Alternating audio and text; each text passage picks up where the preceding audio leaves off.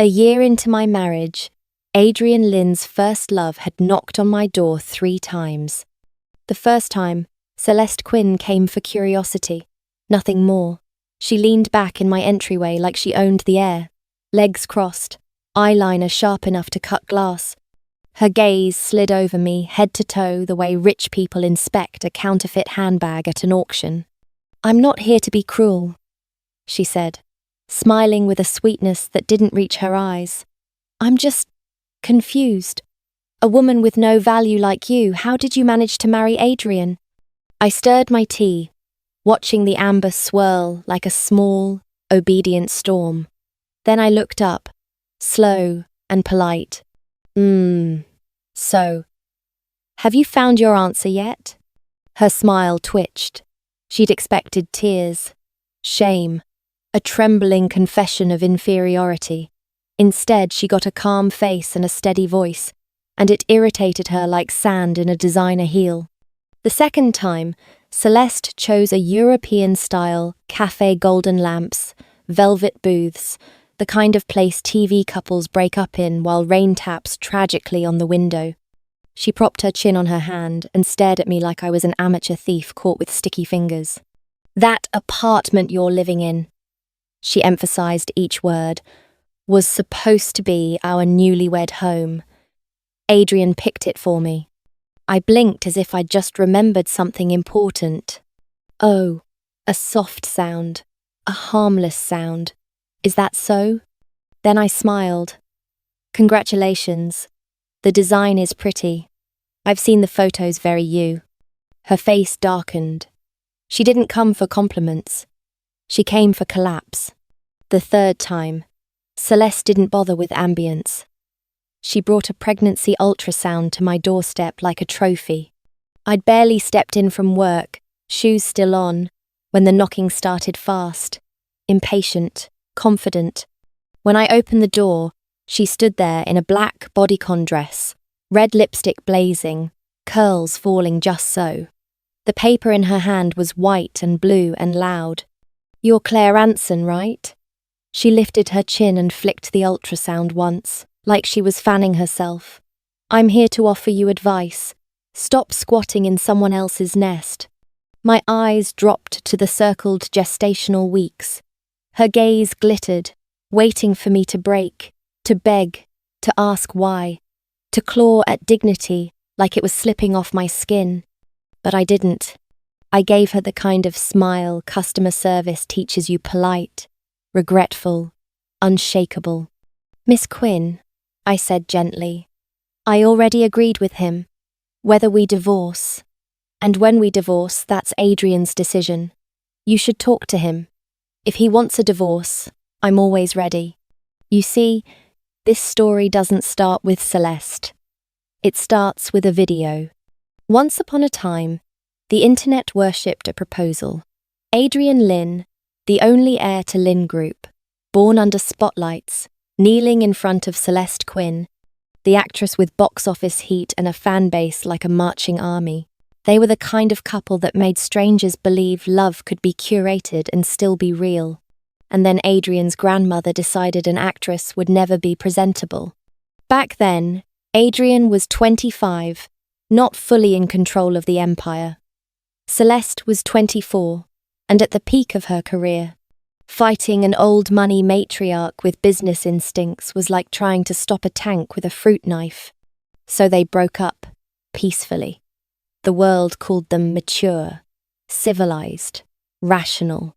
Only I knew Adrian carried a quiet rage like a blade in his pocket. So he turned around and married me someone even less presentable than an actress. A man's illegitimate daughter. A girl raised on reading rooms for danger, on swallowing words before they became trouble. Adrian didn't need a wedding for me. He needed a marriage certificate. One stamp, one signature, one gunshot fired straight at his family's pride. We registered our marriage as casually as people hand out flyers on the street. No gown, no flowers, no guests, just documents, ink, and the cold efficiency of a clerk who didn't care about anyone's heartbreak. Right after, Adrian dragged me to the Lynn family villa. His grandmother sat beneath crystal chandeliers, the furniture expensive and icy, like luxury with no warmth. Adrian held my hand on purpose, firm, visible so everyone would see. His smile was elegant and cruel. "Mother," he said, squeezing my fingers. "Meet my wife, Claire." He made a point of the word wife. "Don't worry. She's low-born, nearly 25, never dated anyone, gentle, honest, completely clean." He tilted his head, eyes locked on his grandmother like a dare. Satisfied now? Her teacup shattered on the marble floor. Adrian took the marriage certificate out and offered it to the nearest servant. No one dared touch it, so he walked it around himself, flipping it open in front of every pale face, letting the red stamp do the violence for him. That day, he left the villa laughing. That night, the rebellious knight, turned into a lonely prince. He sat on our riverside balcony, drinking under the moon. The wind puffed his white shirt like it was trying to give him wings and failing. The city lights looked like a beautiful lie. Autumn's cold was honest. I remembered the 20 million he'd transferred to my account, our marriage contract, neat and unforgiving, and decided I should perform my part as the hired wife. I brought a thin blanket. He caught my fingertips. Not hard, just enough to guide me down beside him. I wrapped the blanket around myself first because survival habits don't die, and then draped the rest over his shoulders. He turned and looked at me. His eyes were beautiful in a way that didn't feel fair, hurt, and sharp at the same time, like a boy whose favorite thing had been taken away, and he wasn't allowed to cry about it. Before I could laugh at the absurdity of it, he pinched my chin lightly and made me face him. "Claire," he said, voice rough with alcohol. "You're mine now. You stand with me. Whatever they say, you don't listen." "Yes," I replied, obedient as ink. He stared at me as if sealing a clause. "Divorce or not? When we divorce, that's my decision." I lifted a brow. "So, when you get tired of me?" His frown sharpened. "No, when I don't need you anymore." To me, those sentences tasted the same. I smiled anyway, like I was signing an addendum. "Fine, I agree." And that's how I stayed calm when Celeste knocked 3 times, expecting tragedy and finding only clarity. Because I knew exactly what I was in this game. A chess piece Adrian had placed with a steady hand. But pieces, if they learn the board, can become something else. So I started cooking. Not because I suddenly believed in the holy ideal of being a good wife. I just wanted Adrian to come home more often, to be a little closer, to make this impossible proximity mean something for me, too. The first night he didn't come back. The second, same. By the third, the food sat untouched under the warmer 3 dishes, 1 soup, patient as I was trying to be. Then on the 4th night, at 7:30, the front door whispered open. Adrian appeared at the dining room entrance, loosening his tie, eyes flicking from my tablet to the steaming food. "I didn't tell you to wait for me." "I know," I said, stepping forward to take his coat. "I only wait until 8. If you're not home by then, I eat alone." I glanced at the clock and smiled. "You're on time. Eat with me." He tasted each dish like he was testing a witness. When I leaned my chin on my hand and asked, hopeful, "Well, is it good?" He paused, then answered with brutal economy. "Average." I exhaled in relief. Average meant I had room to improve. Average meant he'd noticed. He still ate 2 bowls of rice. Weeks passed. His average became, "This one's not bad." One night, after dinner, he even washed the dishes, an event so impossible I stood in the kitchen doorway just to watch. He finally turned, annoyed. "What are you staring at?" The truth slipped out before I could tame it. You're really handsome. Broad shoulders, narrow waist, shirt sleeves rolled twice, strong forearms, that ridiculous little armband holding the fabric in place like he was some mature, competent husband who belonged in a commercial. His ears went faintly red. He scowled like it was my fault. Starting tomorrow, you don't need to grocery shop. Someone will deliver fresh ingredients daily. Sure. I nodded easily. And you don't need to wash dishes either. There's a dishwasher. He froze mid-scrub. Then why don't you use it? Then, very dangerously, he asked, You think it doesn't wash clean? Before I could answer, his mouth curved. So what you're saying is, I'm worse than a dishwasher? I raised both hands immediately. Unfair accusation, Mr. Lin. You're the best. Get out. He ordered, face stern, ears still pink. I left the kitchen thinking, truthfully, that I was worried he wouldn't wash clean. Then came the night I worked late and got caught in a storm. I reached the apartment soaked through, fumbling for the keypad. The door opened from inside before I could type the last number. Adrian stood there, gaze dropping to the wet fabric, clinging to my chest, improperly revealing. I instinctively turned, embarrassed, bending to change my shoes. His voice, calm above my head, landed like a quiet command. Go shower, dry your hair, I'll have food delivered. Yes, I said automatically. After my shower, hair still damp, I found him on the sofa. A warm glass of water waited on the coffee table. I hesitated, then drank. Warmth slid down my throat into my stomach, spreading like mercy. Adrian's eyes stayed on me, serious in a way that felt unfamiliar. How long does your commute usually take? 35 minutes by subway, I answered. Today I took a car, but the rain and traffic, so I was late. His expression tightened, the kind of tension that didn't belong to a man who was supposedly indifferent. You can quit, he said, then added, like it was nothing. Or, come to my company, 20 minutes by car. I smiled without thinking, the answer simple as breathing. I need to work. He wasn't surprised.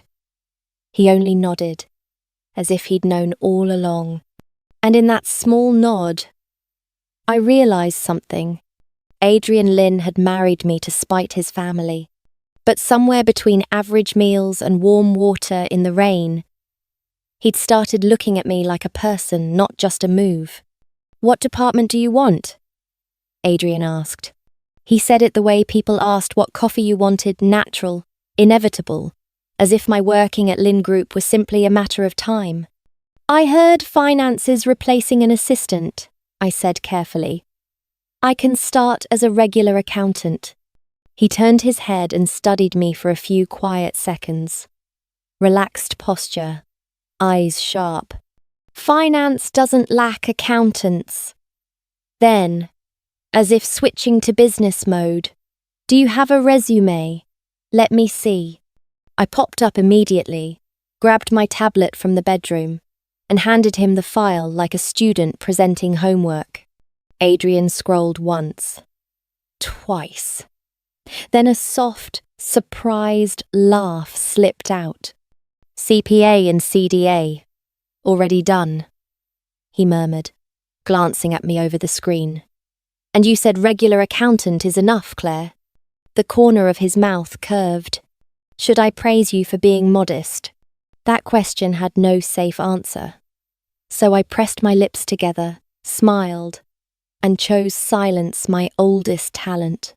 Adrian set the tablet down, leaned back in his chair, looking loose but alert, like a panther pretending it was just a cat. Financial analysis has an opening, he said.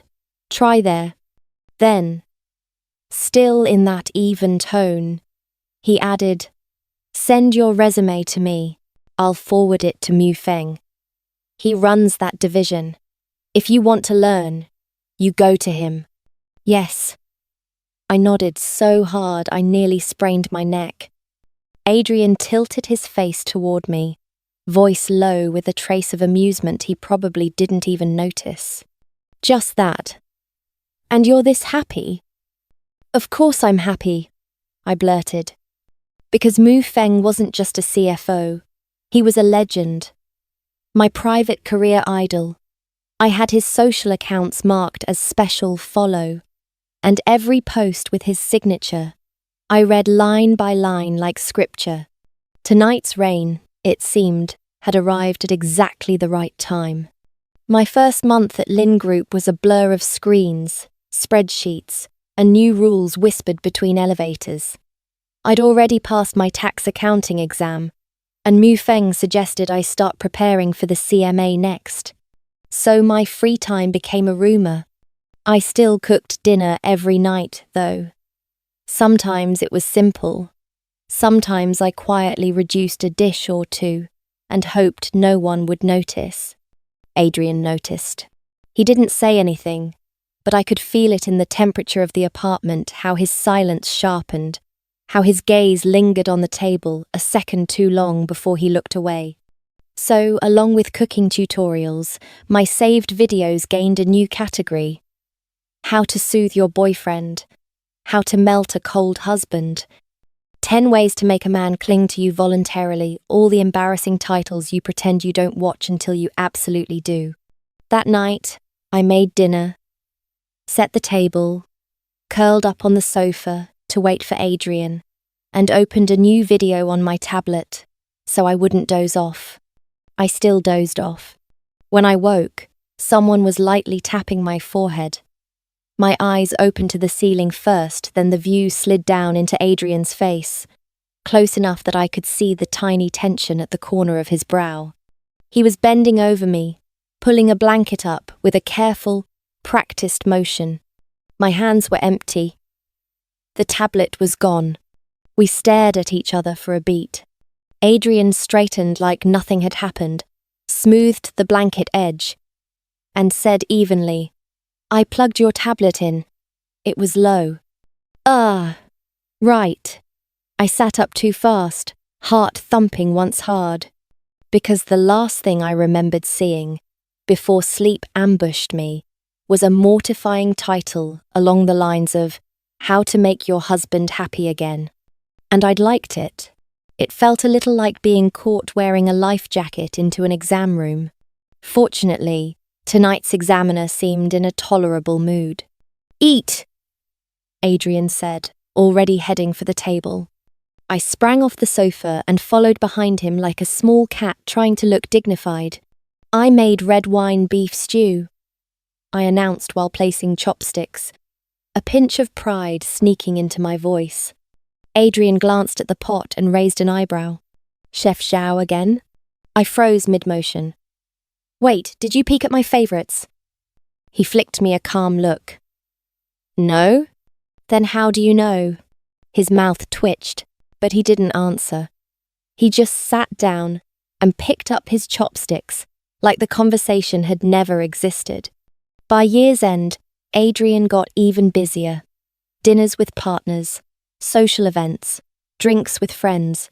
His schedule became a locked door. But unlike before, he started texting.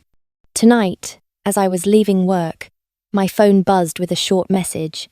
"Not coming home. Don't wait."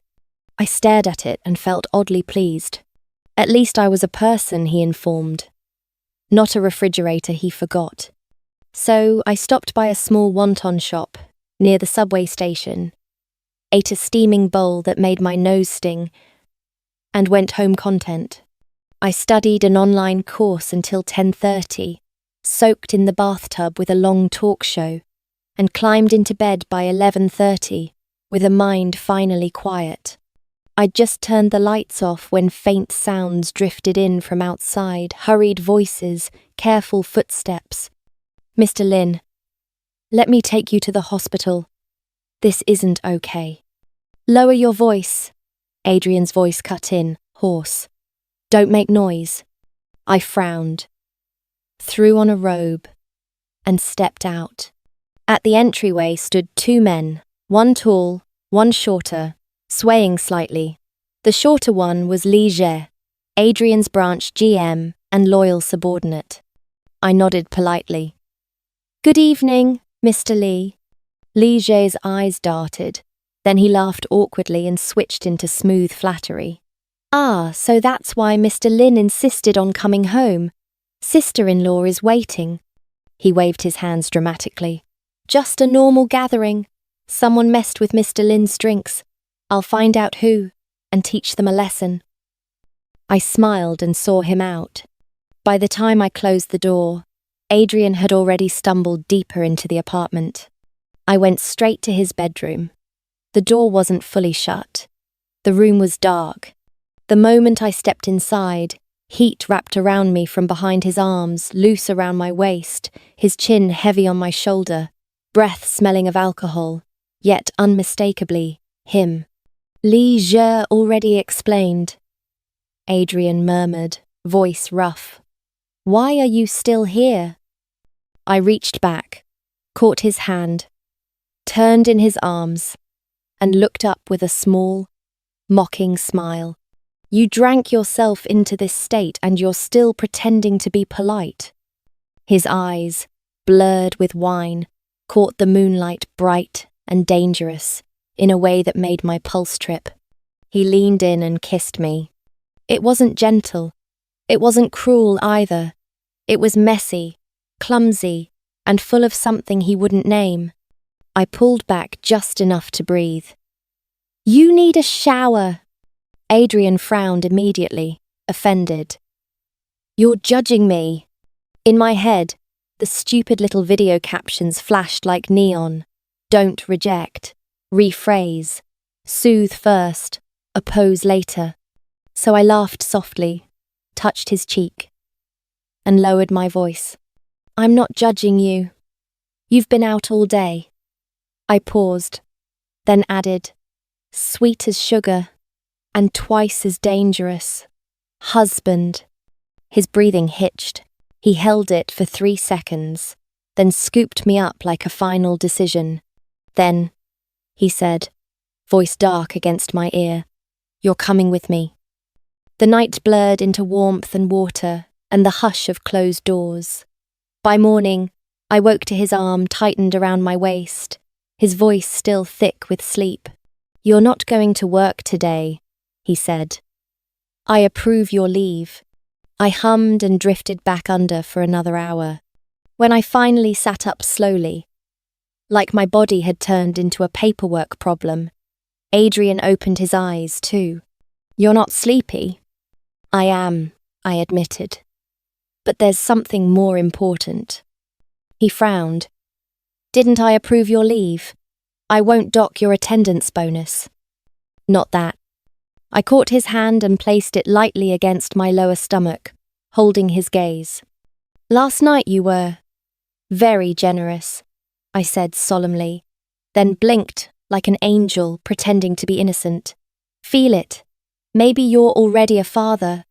His face went pale, then red, then pale again. I couldn't hold it. I giggled, shoulders shaking. "Stop laughing," he muttered, sitting up fast, already reaching for his phone. "I'll buy the pills. You stay in bed." "Okay," I said obediently. After he left, I crawled up, went to his room, and stripped the sheets with the grim determination of a woman erasing evidence. I'd just finished when the doorbell rang. I wiped my hands, opened the door, and found Celeste Quinn standing there, perfectly styled, perfectly timed. "Long time no see," I greeted calmly, leaning against the doorframe. Celeste glanced inside, then lifted her brows. "Where's Adrian? I want to see him." "He stepped out," I said. "About 20 minutes ago." Her eyes returned to me, then fixed on the fresh mark at my neck. A cold smile curved at her lips. "What is it?" she asked slowly. "Has Adrian still not gotten tired of you?" I smiled back, gentle as a blade. "I'm not sure," I said. "We don't usually do anything dramatic. Just Last night, we were a little careless. For one brief second, Celeste's expression froze, then turned even colder. Claire, she said, voice dripping with contempt, I truly admire you. Your face is unbelievably thick. Then she laughed softly. Do you know this house? The one you're living in? Adrian picked it as our newlywed home. I nodded like she'd just told me the weather. Now I know. I tilted my head, eyes sweeping her from top to bottom. I used to wonder why you could come and go in this neighborhood without anyone stopping you. I thought the security guard might be your fan. I smiled. But your explanation is much more convincing. Thank you for clearing it up. Claire! Celeste snapped, raising a manicured finger at me. And behind her, the elevator doors slid open. Adrian stepped out holding a small pharmacy bag. He paused when he saw her, just a flicker like the world had slapped him once.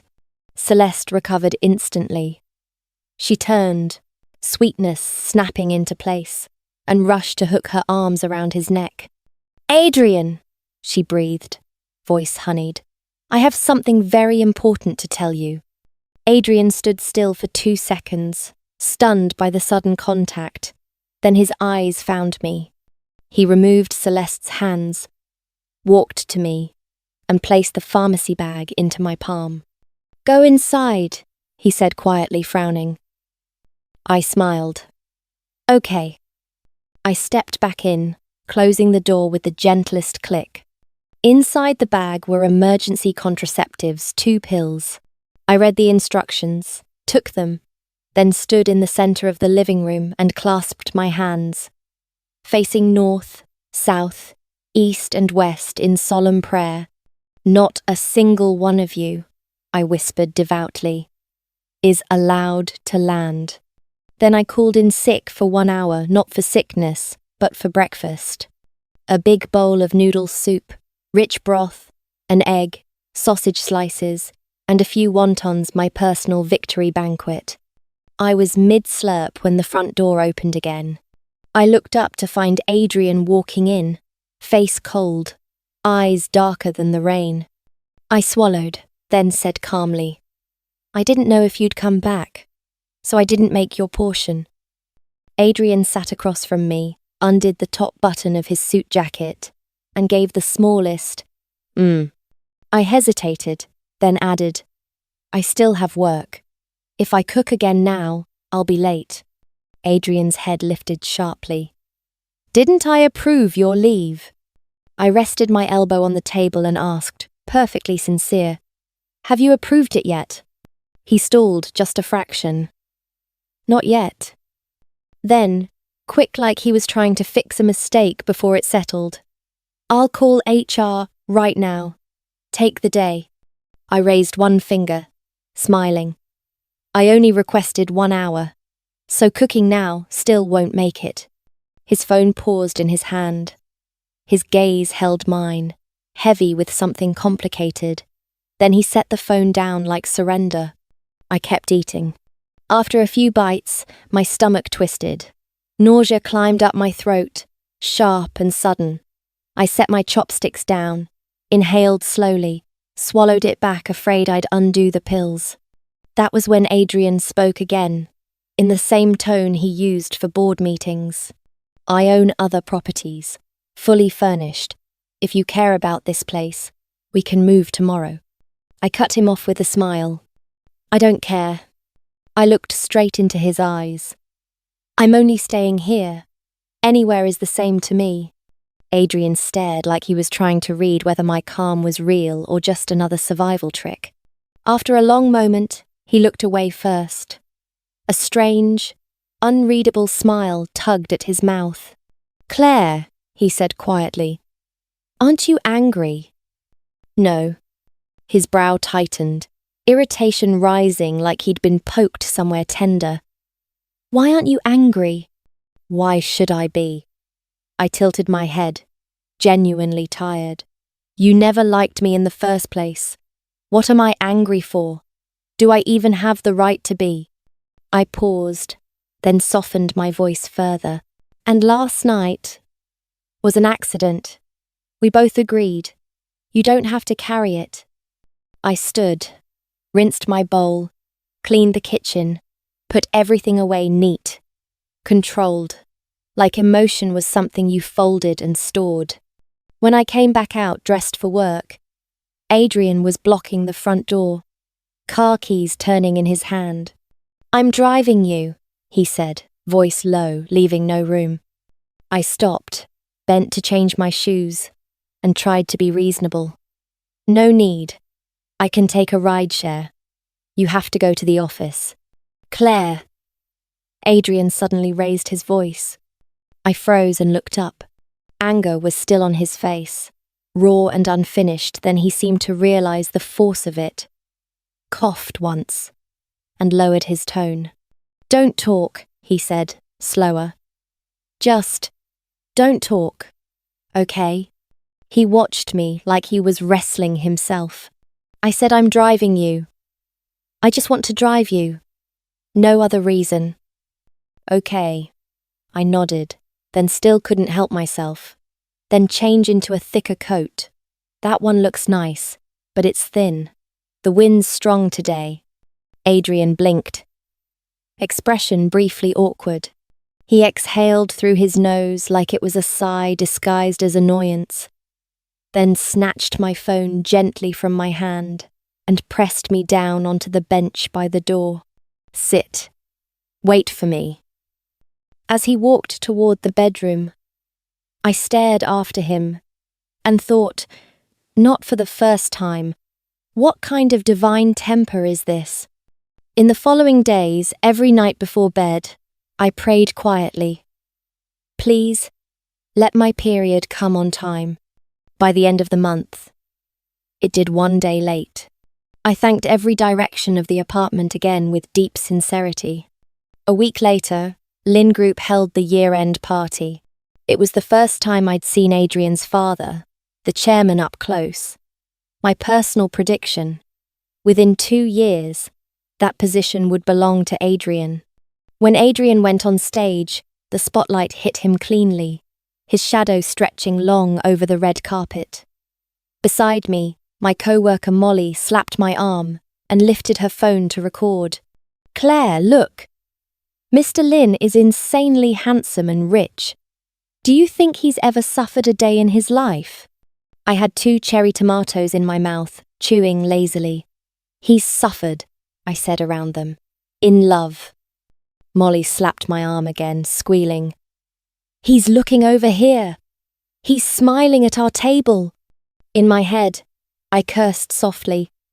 Stop smiling, Adrian Lynn. My arm is going numb. When he stepped off stage, my other co-worker, Luna, leaned in with bright eyes. Claire, I swear he kept looking at you during the speech. He was looking at Molly's camera, I said, nodding toward the phone. She's been filming like a paparazzi. Luna smirked and slapped my arm too. I saw you get out of Mr. Lynn's car twice. Tell me the truth. Something's going on, right? I forced a small, helpless smile. Luna, I said softly, I'm telling you this, don't tell anyone else. Okay? Yeah. Luna's eyes were practically headlights. Honestly, Mr. Lynn sometimes drives for a rideshare on his way to work and on the way back. If the route matches, he picks up passengers. I got him twice, by pure luck. Molly's mouth fell open. You mean you snatched the order on purpose? I nodded with grave sincerity. The second I got in, I genuinely didn't know where to put my hands, or my feet, or my dignity. Luna squealed, thrilled and scandalized. No way. Guaranteed authentic, I said, smiling. By the time the year-end party was winding down, my phone vibrated with a message from Adrian. Parking lot. We're going home together. I was halfway through typing no need when another message appeared. Mu Feng asked me to tell you something. My fingers stopped. I quietly deleted, "No need," and replaced it with one word. Okay. In the parking garage, Adrian's driver had already pulled the car around. I slipped into the back seat like I was stealing someone else's life. "So," I asked, trying to sound casual and failing, "what did Mr. Moo want you to tell me?" Adrian glanced over. His expression was a very specific blend, 3 parts resigned, 7 parts speechless, and 10 parts irritated. I gave a dry little laugh, ready to patch whatever invisible crack I'd stepped on, but he cut in first. "Did you drink?" "A little. 2 glasses." "2 glasses?" His gaze lingered on my face. "Your cheeks are this red. 2 bottles would be more believable." I clicked my tongue, mildly offended. "Stop circling. What did Mufeng say?" Adrian stared at me for 2 seconds then. Unexpectedly, he laughed. "Claire," he said, voice warm with amusement, "this is the first time you've raised your voice at me. If you don't want to say it, forget it." I turned away. A second later, his fingers caught my chin and turned me back, like he was correcting the angle of a painting. "Who said I won't tell you?" He spoke slowly, like he enjoyed making me wait. "Mufeng said after the new year, he's hiring an assistant. He asked if you want the position." I blinked.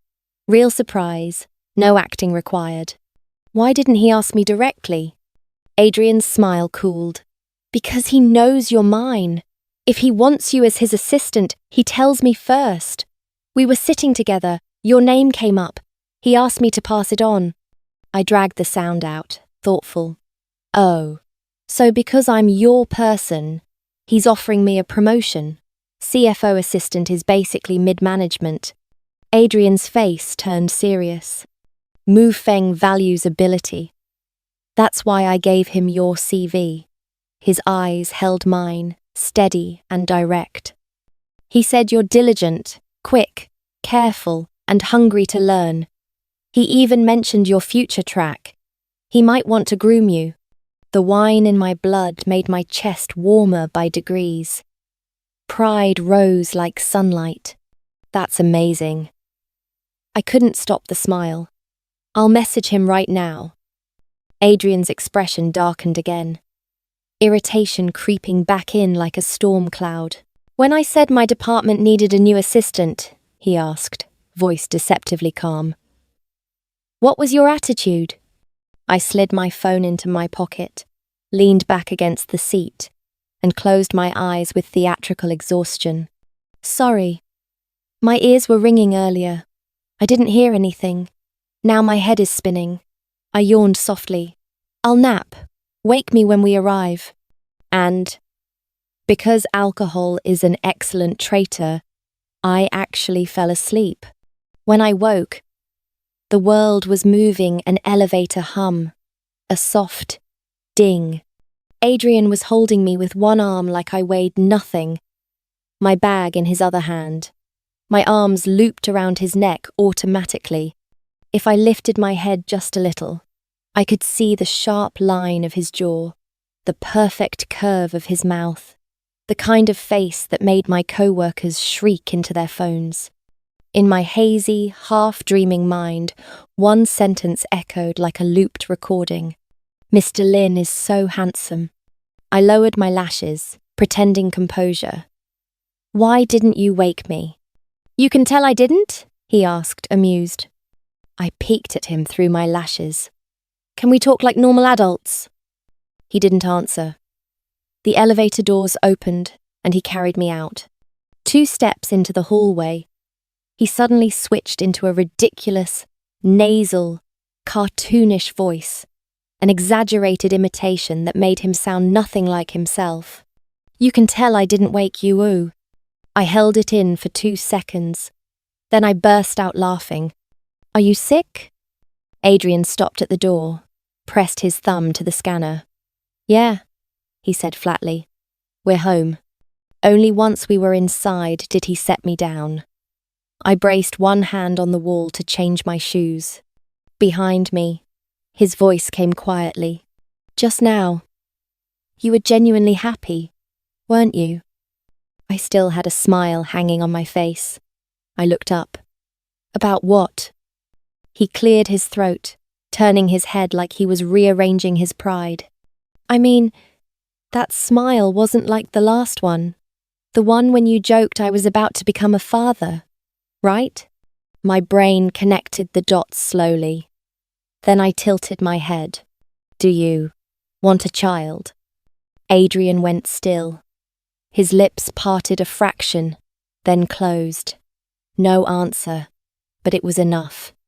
I stepped closer, lifted his chin with my fingers, rose on my toes, and kissed him light, testing, almost playful. When I pulled back, I frowned. Did I misunderstand? The next second, his hand clamped around my wrist and pulled me in, his other arm wrapping my waist with a certainty that left no room for doubt. He kissed me back hard, no hesitation, no pretenses like he'd been waiting for permission, and hated how long it took. Breathless, I turned my face away, mumbling, I didn't shower yet. He exhaled, eyes dark. Neither did I. And he lifted me again straight toward the bedroom like the argument had been decided. Later, much later, when the room finally stilled, he lay beside me and said it like it was the most natural conclusion in the world. From now on, we sleep together. I didn't argue. When Adrian Lynn decided something, the universe usually adjusted. Except, sharing a bed with him turned out to be dangerously uncomplicated. He ran warm like a living heater, and he had the kind of patience that wasn't gentle, it was persuasive. My reading time became not reading time. My mornings became frantic, chasing subway schedules with messy hair and a heartbeat that refused to calm down. And when the holiday break finally arrived, I curled on the sofa the night before New Year's Eve, eating red grapes and watching variety shows, trying very hard to pretend my life was still under control. Adrian came out of the shower with damp hair and that faint, clean scent that always made me lose arguments. He stole my body pillow like it offended him, sat beside me, and asked casual, but not casual, "What are you doing tomorrow?" "Going back to my family." I shook my head immediately, mouth still full. He was quiet for a moment. "I can go with you." I nearly swallowed a grape whole. "No, absolutely not." His face dimmed. "Why not?" "Because I don't want to go," I said quickly. Too quickly. He watched me like he could hear what I didn't say. Then he tried again. "Then come with me. We'll have dinner at the Lynn house." I waved my hand like I was shooing away a curse. "It's New Year's. Don't make your grandmother furious as a holiday gift." Adrian's jaw tightened. He looked away. "Then I won't go either. I'll stay home and watch the gala with you." I sighed. "You can watch the gala anywhere. Just go." I softened my voice. "It's been half a year. She probably misses you. You should go." "Then you come with me." We went in circles until I finally said, half joking, half logical, "Didn't you marry me to provoke them? Take a break for the holiday. Provoke them after." Adrian laughed. But it was the kind of laugh that came from irritation, not humour. "Claire," he said, eyes steady in a way that made me uneasy. "Do you really think I still can't let Celeste Quinn go?" I shrugged. Honest to a fault. First love. I saw the proposal video. It was touching. His brows drew together, his calm sharpened. "That doesn't count as anything," he said quietly. "I can give you something better." I smiled, tired and amused. "Mr. Lynn, thank you." I held up a finger, counting. "First, I don't measure my worth by other people's standards. Second, we're not even in the same channel right now. You're talking feelings. I'm talking survival strategy. Then I pulled my blanket up like a shield. Go shower. Go sleep. He did shower, but when I peeked into the living room afterward, he was still sitting in the dim light, not even turning on the TV. His shadow stretched long across the floor, brow furrowed like he was fighting a war with himself. So I took my pillow and went back to my old room. It felt emptier.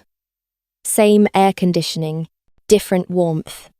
I counted imaginary sheep until I was half asleep, and then cold air seemed to creep under the blanket.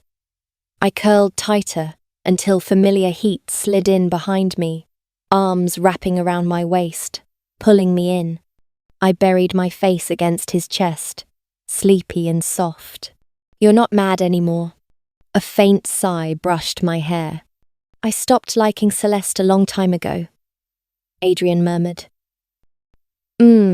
I answered, not truly awake. Then, after a long pause, his voice came again clearer, heavier. Claire. Yeah? I like you. This time, I didn't respond. Not because I didn't hear him, because a part of me did too sharply and didn't know what to do with it yet. He said it so casually, like he was announcing the weather. Divorce isn't happening, Adrian Lynn said, already tightening his grip around my fingers. And today is our anniversary. We're spending it together.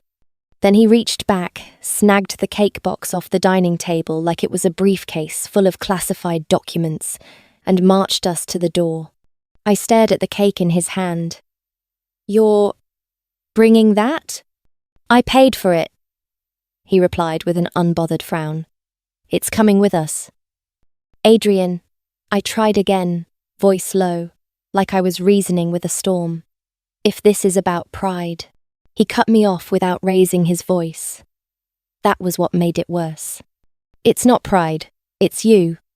The sentence landed heavier than his anger. He shoved my coat into my arms, helped me into it like I was a child who couldn't be trusted to dress properly, and steered me into the elevator. The ride down was quiet, not peaceful. Quiet in the way a courtroom is quiet before the verdict. In the underground garage, his car was already waiting. He opened the passenger door, then placed the cake on the back seat with ridiculous care, seatbelt and all. You buckled the cake, I said weakly. Adrian didn't blink. It's delicate. So am I muttered. His gaze flicked to me, sharp and unreadable, then softened by a fraction. He shut my door, went around, and got in. The moment the car moved, I felt the air shift. Not because he sped up, because he had decided. Adrian Lynn didn't consider options. He set a direction, and the world followed. Where are we going? I asked, fingers clenching in my lap. To see what I've been busy with, he said. And to end this nonsense before it festers. Nonsense, I echoed, bitter and exhausted. Celeste Quinn showing up at our door with a pregnancy report isn't exactly Claire. His voice dropped. One syllable. A warning. I bit down hard on the rest of my words. We drove through the city with the kind of silence that made streetlights feel too bright. Adrian's hands stayed steady on the wheel. Mine wouldn't stop trembling. After 20 minutes, we turned into a private medical centre I'd only ever seen in wealthy people's dramas. Glass facade, discreet entrance, no noisy crowds. Adrian didn't park. He stopped at the entrance like he owned the building. A staff member in a dark suit hurried out as if summoned by the engine's sound alone. Mr. Lynn, the man greeted, respectful to the point of nervous. Adrian got out and came around to open my door. We're here. For what? I asked, my throat tight. He didn't answer me directly. He nodded at the staff member. Is Dr. Hans still on? Yes, sir. Adrian took my hand again and led me inside, not dragging this time, guiding. Like he was afraid if he loosened his grip, my doubts would scatter me into pieces. The lobby smelled like clean linen and money. Adrian signed nothing, confirmed nothing. People simply moved out of his way. He brought us into a quiet consultation room. The door clicked shut. The world outside vanished. A doctor entered, middle-aged, calm, eyes sharp in the way only people who deal with real crises can be. Adrian stood up immediately. "Dr. Hahn," he said. "Thank you." The doctor nodded and looked at me politely. "Mrs. Lin." My stomach twisted at that title. It sounded too official, too fragile. Like something that could be revoked by a headline. Adrian pulled out a folder from inside his coat, thick, clipped, organized. My heart sank deeper. Documents always meant something irreversible. He placed it on the table, then did something unexpected. He didn't push it toward me. He pushed it toward the doctor. "Explain it," Adrian said quietly, "so she doesn't have to read it like a verdict." Dr. Han opened the folder, scanned the first page, then looked up at me. "Mr. Lin came to see me 2 months ago," the doctor said, voice professional. "He asked for a full medical evaluation and documentation. He requested time-stamped records and a third-party chain of custody. He was very clear he needed something that couldn't be twisted." My mind stuttered. 2 months ago. The time I'd mentioned. The time Adrian had vanished into calls and closed doors and weekends that never belonged to us. I stared at Adrian. "You." He didn't meet my eyes. His jaw tightened. Dr. Han continued, turning a page. He also asked for a documented schedule of his public appearances, travel, and meetings during that period. The kind of documentation one normally prepares for, legal disputes. My lips went dry. "You were preparing for a lawsuit?" Adrian finally looked at me. "I was preparing for you," he corrected, "for the day someone tried to put a knife in our house and called it truth." My chest hurt in a dull, spreading way. Dr. Han slid a single page forward, clean, stamped, signed. "This is proof of medical documentation and timing. It's not a paternity result because we don't have a fetus sample, and we don't take anyone's word as a substitute for evidence. But it establishes something important." "What?" I asked, barely breathing. The doctor spoke gently, like he was delivering medicine.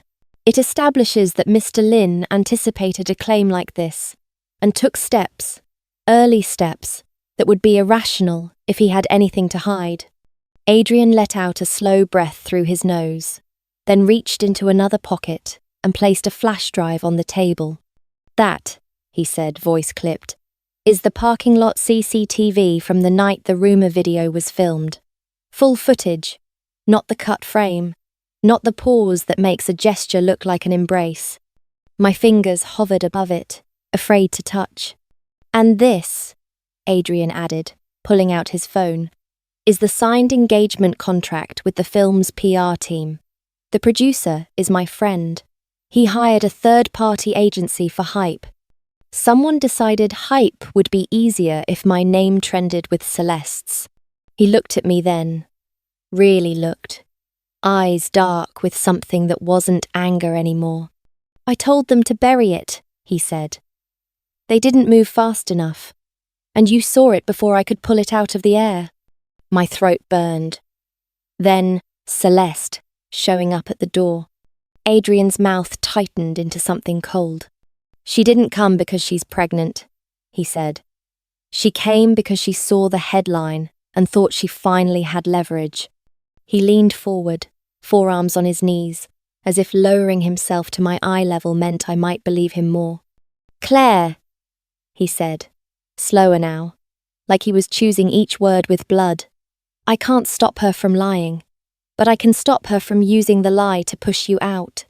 I stared at him, and suddenly, I hated myself a little for how quickly doubt had found a home in me, for how familiar it felt. for how my past had trained me to expect love to be temporary and conditional and always one scandal away from being revoked. Adrian reached out and turned my hand over, palm up, like he was checking something fragile. "Now," he said softly, "you're going to look at all of it. You're going to ask every question you want. And then we're going to go home." He paused, eyes flicking to the cake box as if remembering it existed. "And we're going to eat your overpriced anniversary cake," he added, voice turning almost stubborn. "Because you spent money on it, and because I'm still your husband." I swallowed hard. What if the truth is uglier than this? I whispered. What if there really is something I don't know? Adrian's expression didn't flinch, but his hand tightened around mine. "Then I'll show you," he said. "All of it. Every ugly corner." His gaze held mine, unblinking. "But divorce won't be the punishment for someone else's crime." He stood, helped me up, and pressed a kiss to my forehead brief, grounding, like an oath. "Come on," he said. "Anniversary first. War after." Adrian Lynn brought me to a brand new residential tower, 1 unit per floor, the kind of quiet hallway that made your footsteps sound like they had manners. Even the lighting felt restrained, like it refused to gossip. At the door, he tilted his head toward the keypad, watching me the way he watched a balance sheet. "Put in the code," he said. "Last 2 digits of your birthday, then mine. You first." "Okay." I lifted my finger and typed, 1,826. The lock clicked open. Before I could even take a full step inside, Adrian grabbed my hand, pressed my thumb onto the scanner, and held it there until the device beeped. "Saved," he said, like he'd just finalized a contract. "From now on, if you want to come here, you come. No calling me. No asking permission." The moment I walked in, I froze. It wasn't flashy. It wasn't the cold, showroom luxury that rich people love to show off. It was warm, thought through, softly expensive in the way that didn't scream. The wall color, the lighting, the way the furniture sat like it had been lived in already. Even the little decorative pieces, frames, candles, a pale ceramic vase looked like things I'd once paused on while scrolling, half asleep, saving videos I'd never expected to matter. Adrian's voice came from beside me. "Casual. Some parts I designed myself," he said, hands in his pockets. "Some I referenced from the decor videos you saved." I slowly turned to him. "You know what I saved?" One eyebrow lifted. He smiled like he wasn't smiling. "I figured out your iPad password." I looked, occasionally. I stared at him. So my CFO idol wasn't just a finance god. He was also a part-time domestic hacker. He walked me through the apartment like he was giving a tour of my own future.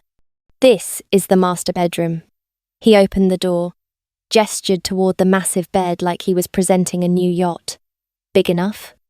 I nodded solemnly, playing along. "Yes, very practical. So we don't crowd each other." "Exactly," he said, dead serious. "If you roll to this side at midnight, you can roll back to the other side at 3 a.m. Then he pushed open another door. "This one is the office." I converted the largest guest room. Inside, the space was split by a sleek divider. Left side wider my side, right side his. The shelves weren't filled yet, but the layout was already there. The empty spots where my books would go, a wide desk with a lamp that didn't glare, and a corner that looked like it was made for me to curl up with a laptop and disappear into spreadsheets and survival plans. "You have a lot of books," Adrian said. So I left room for another wooden bookcase. Custom order. Delivery by the end of the month. My heart did something embarrassingly soft. Then he pulled me 2 steps down the hall and opened a third door. The room was pink, not the aggressive bubblegum kind. Warm pink, soft pink. The curtains, the rug, even the small frames on the wall were tinted like sunset through rose-coloured glass. Adrian paused. For once, he looked like he didn't know how to stand inside his own authority. "This room," he started, then stopped. I stared at it, then back at him, and my mouth curved, despite myself.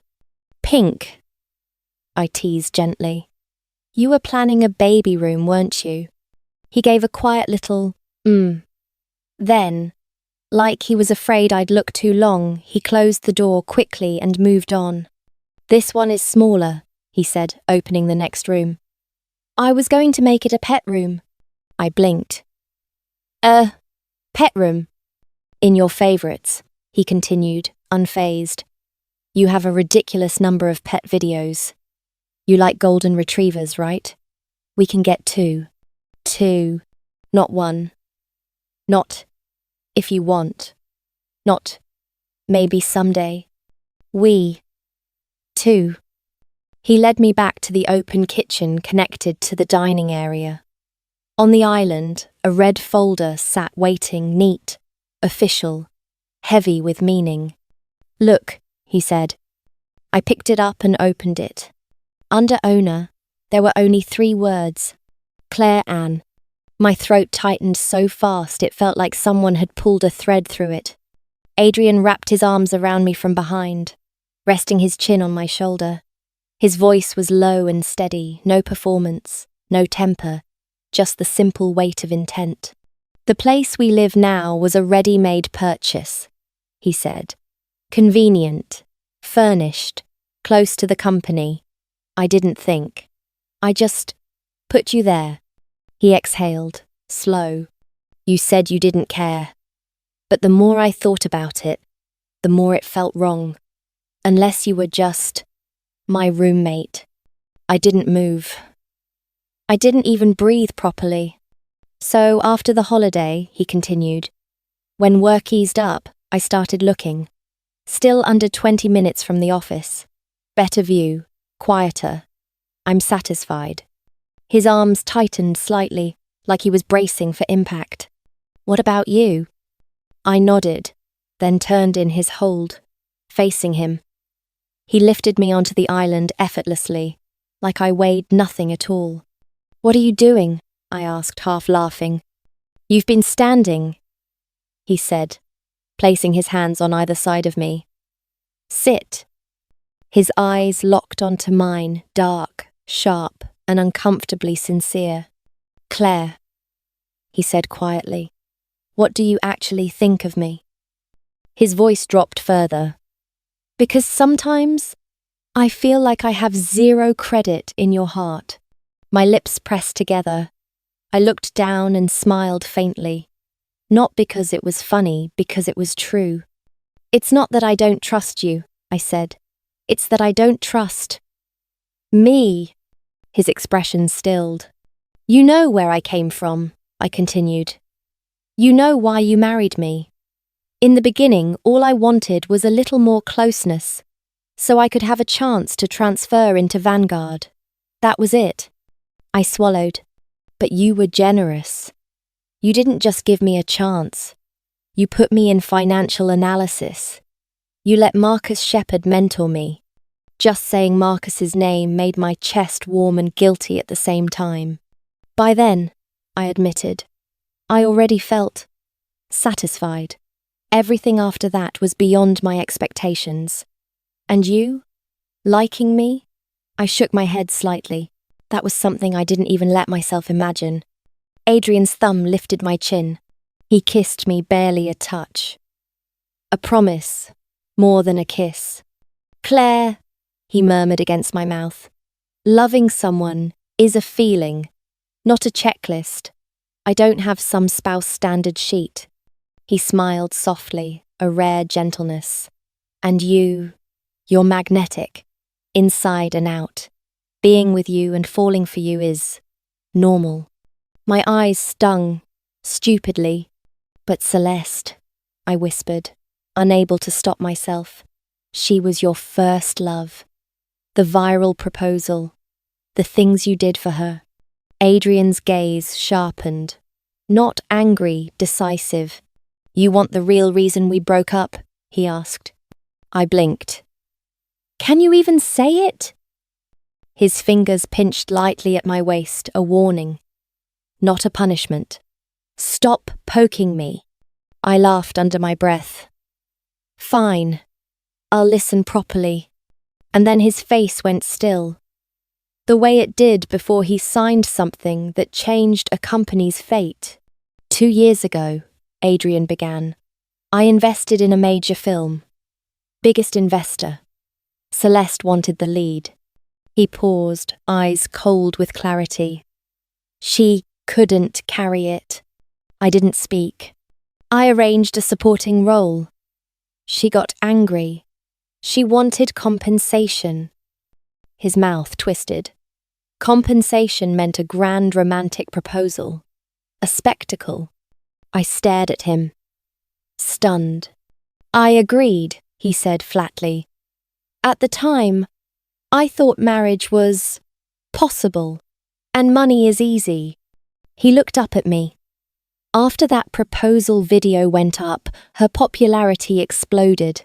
Fans skyrocketed. A beat. My mother found out. She opposed it.